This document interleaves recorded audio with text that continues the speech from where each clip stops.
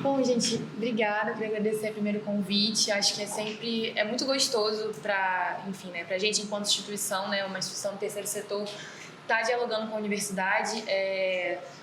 De forma geral, né, o Permalab é uma instituição que é coordenada, né, gerida por 4 mulheres. Assim, todas nós temos esse pezinho na academia. Eu estou em vias de terminar um doutorado, se tudo der certo, eu vou terminar em breve. Então é sempre muito legal. Eu fico muito feliz pelo convite e agradeço muito. Então vamos lá. Bom, enfim, não vou. Já me apresentaram, tá tudo certo. Bom, então, o Permalab ele é uma instituição, né, sem fins lucrativos que foi fundada em 2017 e tem como principal, né, eixo de desenvolvimento de projetos, né, a educação ambiental, né. Então, nossos projetos de maneira geral são projetos de educação ambiental e dentro deles a gente desenvolve vários tipos de atividade em contextos formais e não formais. Hoje eu vou estar falando de educação ambiental que está sendo realizada em escolas. E bom, né, a gente bebe na água da fonte da agroecologia, né, apesar de a gente chamar Permacultura Lab. Hoje em dia a gente tem até um pouco, né, uma dualidade de sentimentos quanto a esse nome, porque, enfim, né, o Pedro trouxe essa coisa trouxe o design, né, a permacultura ela surgiu pra gente muito como essa ferramenta de organização mental. Então, assim, a permacultura ela vai estar aqui propondo, por exemplo, né, essa questão do olhar para o seu espaço, né, usar os elementos marginais. Então, assim, que na verdade é super, super interessante para a gente conseguir organizar nossa cabecinha. Mas, ao mesmo tempo, é um movimento que surgiu lá na Austrália. Então, isso né, acho que isso, enfim, né, é uma perspectiva diferente. Então, a agroecologia, ela dialoga muito mais, né, com as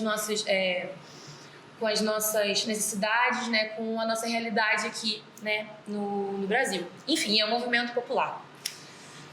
Então, vamos lá.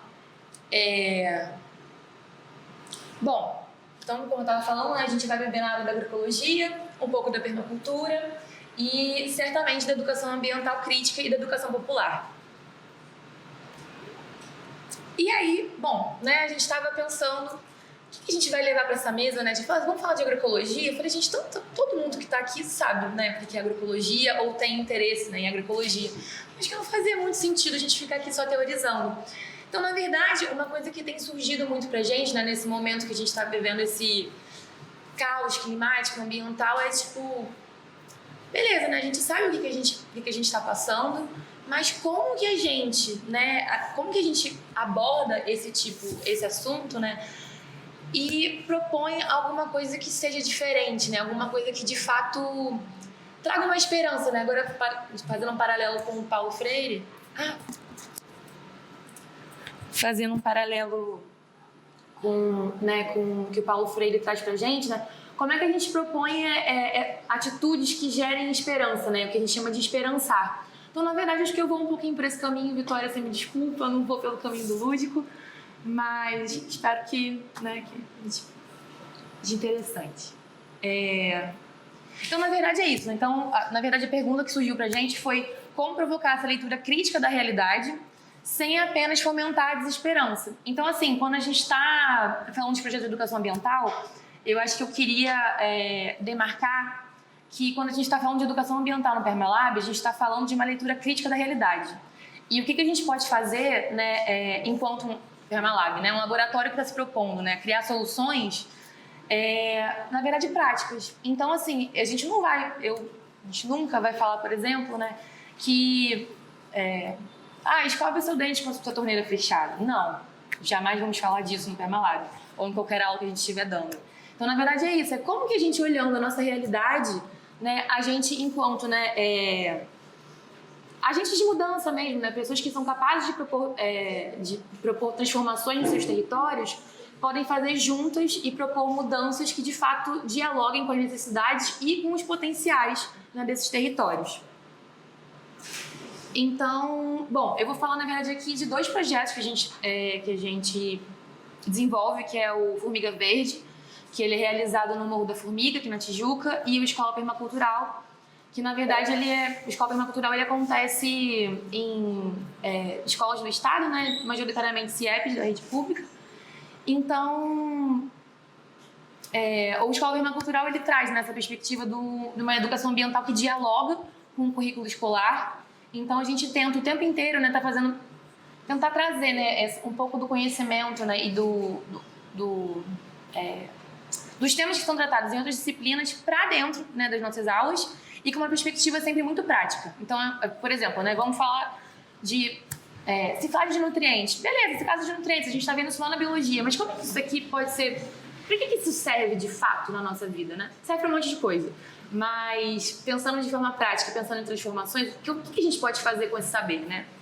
Então, bom, enfim, esse é um exemplo, né? Então, normalmente a gente está trazendo sempre conceitos ambientais, né? Propondo mudanças, também desenvolvendo práticas, né, de permacultura e agroecologia. E, como eu disse antes, né, a ideia é sempre propor, né, soluções para as demandas dos territórios, né, ou dos lugares que a gente está, né, desenvolvendo os projetos, no caso aqui, uma escola. Então, a gente usa esse termo também dos laboratórios vivos. Laboratórios vivos por quê, né? Porque é isso, né? Enquanto a gente tem sempre pessoas, né, movimentando e trazendo seus diferentes saberes, né, para esse contexto que a gente está inserido, a gente está sempre, né, esse conhecimento, ele é vivo, ele é orgânico, então a gente está sempre acrescentando coisas e descobrindo coisas juntos, né? E eu acho que o mais interessante é que esses estudantes, vários deles, vários mesmo, alguns nunca encostaram, tipo, numa enxada, e vários têm, tipo, família, né? Um avô que foi agricultor. Então, assim, enquanto um não sabe nem o que tá fazendo, né? Tu tem experiência alguma, o outro tá aqui pegando na mão e falando, não, olha só, é assim, é sábio, eu aprendi assim. Então, assim, eu acho que, de fato, é uma confluência de saberes, e isso é muito interessante. E o que eu acho mais legal é que, na verdade, eles juntos conseguem pensar, né? Eles desenvolvem, né, suas próprias soluções. Então, essa questão a compostagem mesmo, né? Muitos, quando a gente começa, assim, tem essa questão do nojinho, tipo, ai, não, mas é lixo. Gente, lixo, o que é lixo, né? Então, acho que, assim, a gente está sempre provocando, né, eles, para que, de fato, eles consigam olhar, de fato, na realidade deles com um olharzinho mais crítico. Então, e além da criticidade, né, na verdade é isso, também se entendendo enquanto agentes de transformação. E também... né, fora essas práticas que a gente realiza, uma coisa que a gente acha muito importante são as saídas de campo. Ou, por exemplo, quando a gente não consegue fazer saída de campo, porque às vezes, né, o projeto não tem verba para isso, convidar, né, geralmente atores, né, do território, para que de fato eles consigam dialogar, né, com as pessoas que são do próprio território deles e que na verdade estão também promovendo mudanças ali, e que a partir disso a gente consiga criar uma rede e que eles de fato consigam integrar essa rede e futuramente, sei lá, quando o projeto acabar ou quando a gente não estiver mais na escola, por exemplo, se houver, né, esse desejo, que eles consigam, né, seguir tocando e consigam articular, né, no território deles essas potenciais mudanças, né? E aqui não está falando dos educadores locais. Eu acho que também é muito interessante quando a gente traz, né, a perspectiva desse conhecimento local para dentro de sala de aula, porque eu acho que a gente, né, e aí eu faço uma crítica aqui a mim mesma, né, eu acho que cada vez mais a gente tenta desconstruir isso, mas de maneira geral, nós acadêmicos, a gente tem uma síndrome, né, de Salvador. Então a gente está sempre, não, porque vamos aqui trazer esse conhecimento. Não, esse conhecimento ele está ali.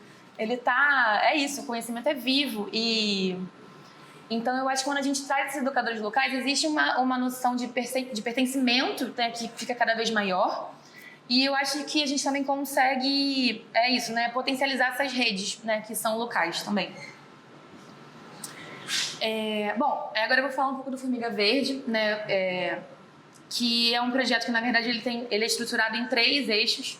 Né, o eixo Infâncias, que são as aulas de educação ambiental voltadas para o ensino infantil, né, e o primeiro ciclo do ensino fundamental. Esse eixo Meio Ambiente, que, na verdade, ele se trata da restauração dessa área limítrofe entre o Morro da Formiga e a Floresta da Tijuca. E o eixo Comunidade, que era um eixo de formação, né, com oficinas práticas, né, para os moradores do Morro da Formiga. Então, aqui, enfim, só para mostrar umas fotos para ilustrar. Então, na verdade, aqui, né, quando a gente chegou no Morro da Formiga, enfim, a gente tem uma liderança lá que é super parceira nossa, e a ideia era justamente essa, de ouvir, né? O que está emergindo desse território, né? Quais são as necessidades desse território? O que a gente, né, enquanto, né, pessoas que estão, sei lá, tem o mínimo de saber, né? O que a gente pode fazer junto, né, com esses moradores? E aí, assim, óbvio, né, existe uma questão de segurança alimentar muito forte no Morro da Formiga, né, que foi agravada, né, com essa questão da pandemia também, até hoje, enfim, né? Então, todo mundo sabe que a gente está enfrentando desafios. Então, e o Morro da Formiga, o que é muito interessante, eles têm um histórico de mobilização ambiental, assim, que já é bem antigo. Eles têm um projeto lá que é a Sociedade das Águas.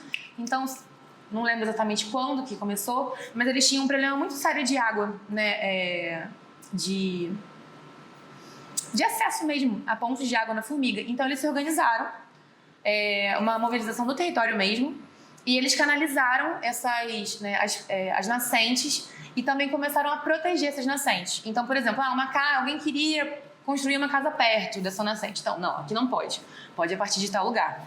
Então, é um território que já tem essa mobilização, então, o que facilita muito, né, a chegada de outras pessoas. Então, a partir disso, as crianças já tinham alguma familiaridade com, enfim, questões ambientais, né? E várias delas também já tinham, né, esse contato com o plantar. Então, na verdade, a horta, né? Agora eu cheguei na horta. Então, a horta, na verdade, a gente usa ela como um dispositivo, um dispositivo pedagógico. Então, assim, óbvio que é muito interessante a gente estar produzindo comida num território que, de fato, precisa disso. Mas, na verdade, a horta, ela serve pra gente muito mais como como um elementozinho mesmo, pra gente conseguir tratar diversas outras questões. Então, a partir da horta, a gente está falando sobre diversidade de alimentos, diversidade de corpos, diversidade de saberes. A gente está falando sobre agronegócio, o impacto do agronegócio na nossa vida. A gente está falando sobre restauração florestal e sobre a importância do cuidado, né, e da preservação do meio ambiente. Então, assim, é realmente um dispositivo que, na verdade, assim, o plantar, ele é enfim, né, ele é talvez a primeira atividade que a gente tem.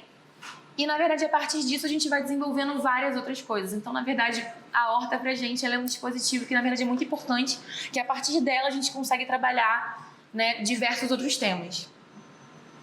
Opa. Bom, gente, então, na verdade, era isso, era bem curtinho mesmo. E obrigada!